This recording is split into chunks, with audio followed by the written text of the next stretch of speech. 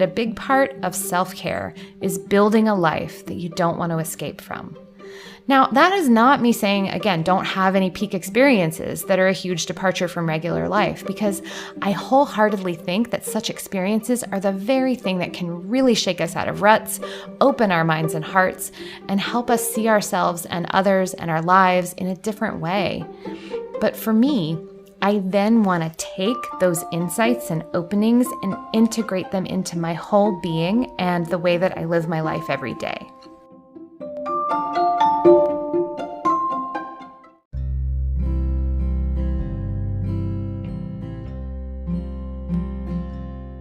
Welcome to Making Polyamory Work. Hi, I'm Libby Sinback, and I want to thank you for joining me today. I'm a queer polyamorous mom and a relationship transformation coach, and I'm here to help you if you're feeling stuck, if you're struggling, if you want your relationships to be more nourishing, more functional, more authentic, and full of love. On my show, I go deep into what actually makes polyamorous relationships work, because I think relationships are at the core of our well-being as humans. I think love is why we're here and how we heal. So today's episode comes from a conversation I was having with my podcast editor and colleague at Normalizing Non-Monogamy. We were talking about drop, and I was like, oh, I gotta do an episode on drop. So here it is.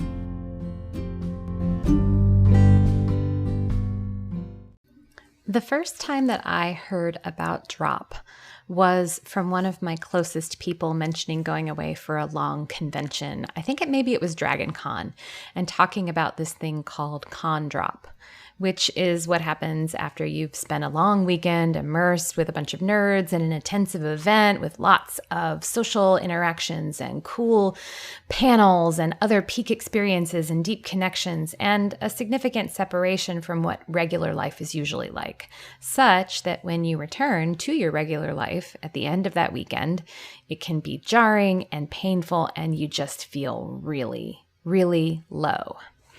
I have since learned that drop is also widely talked about in the kink community.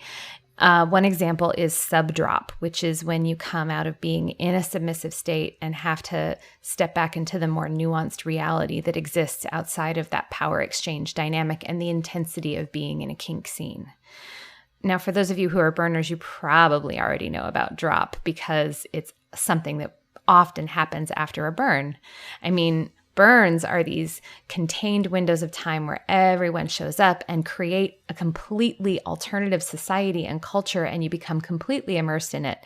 But then when it's over and you're back in the real world and you have to put on clothes, that can be a really rough transition.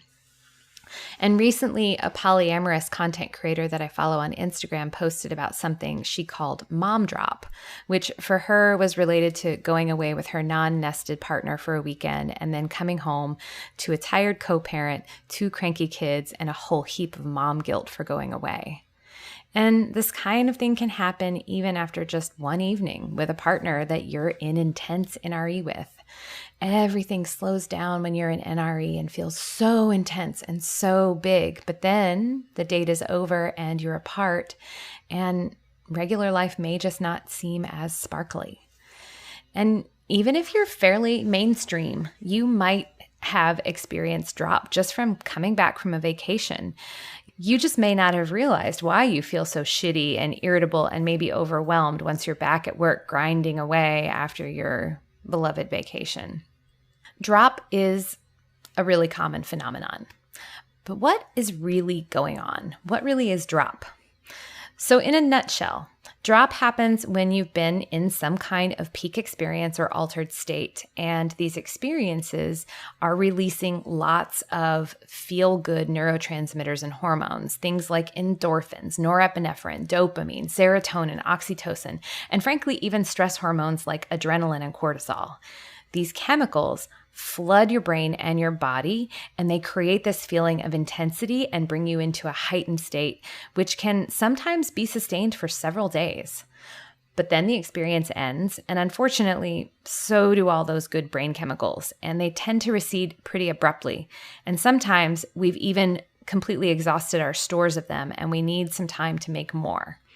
In the absence of all those feel-good hormones and neurotransmitters, we crash, we have low energy, we drop.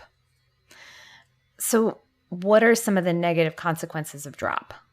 Well, in all these contexts, being in drop can feel like a mini depression. You are more likely to feel tired and slow and just down in the dumps. You're more likely to view your circumstances outside of that peak experience in a negative light. You might feel this longing to just be back in that peak experience.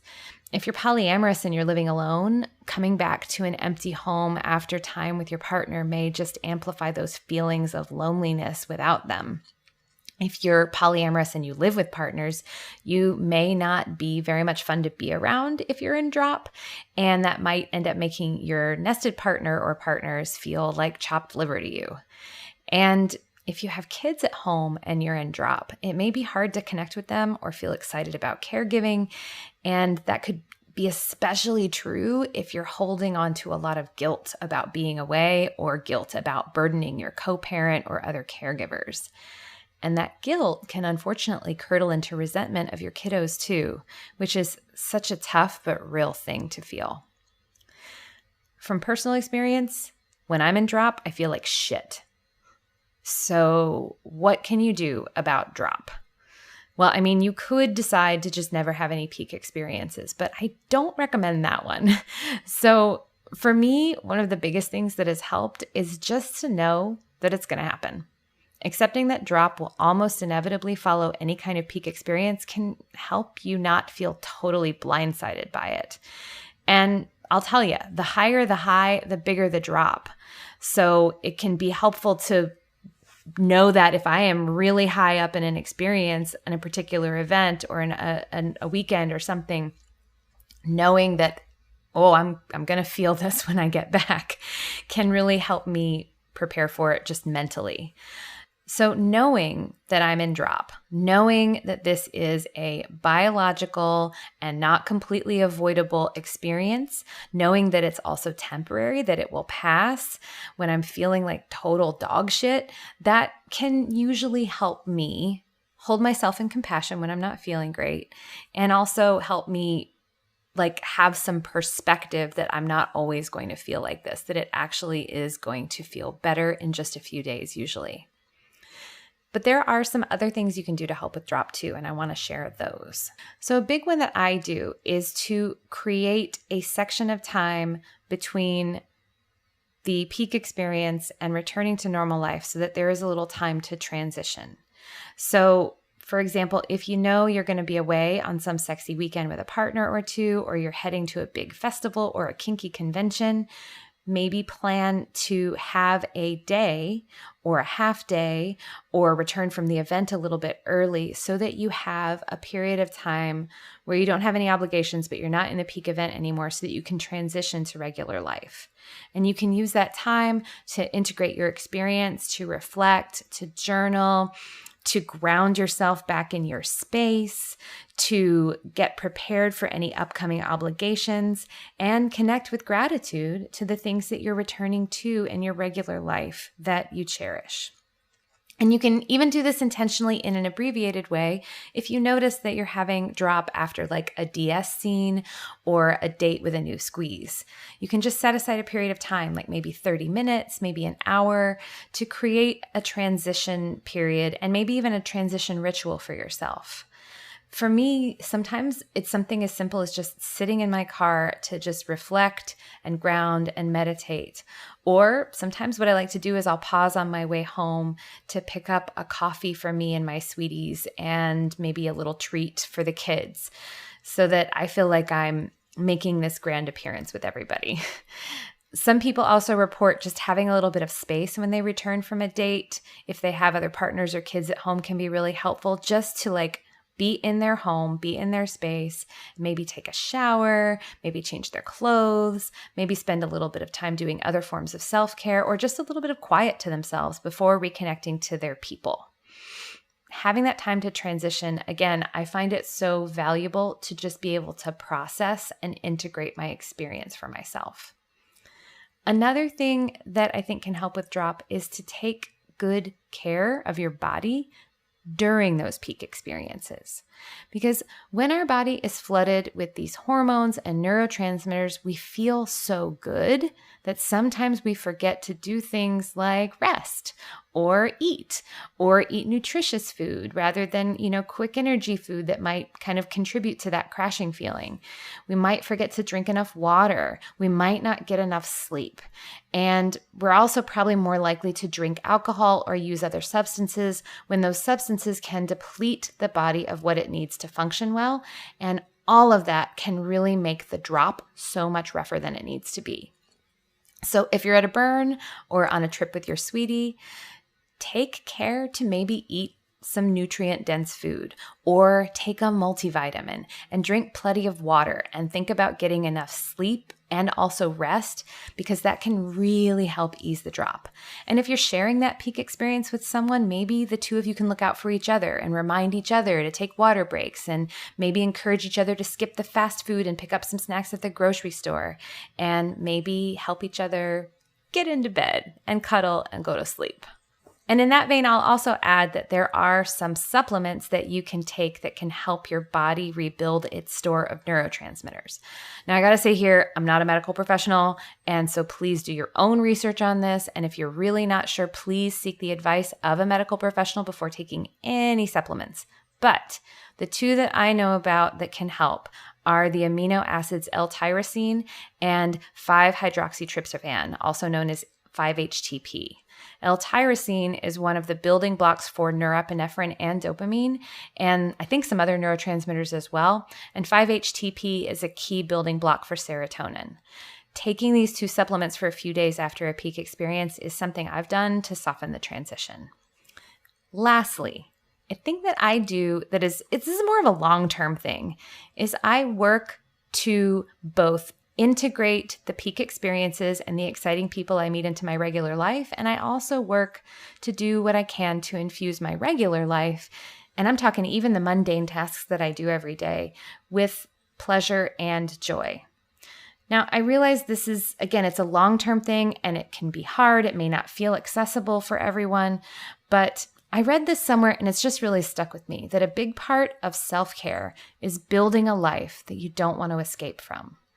Now, that is not me saying, again, don't have any peak experiences that are a huge departure from regular life, because I wholeheartedly think that such experiences are the very thing that can really shake us out of ruts, open our minds and hearts, and help us see ourselves and others and our lives in a different way.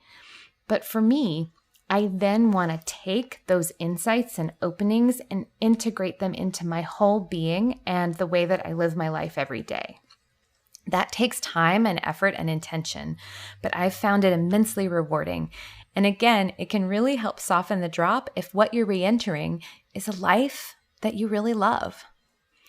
So to recap, drop is a really common experience for people after they've had any kind of peak experience. Accepting it, preparing for it, and doing what you can to soften it can really help it not blindside you though, and that can make the transition easier for everyone else around you as well as for yourself.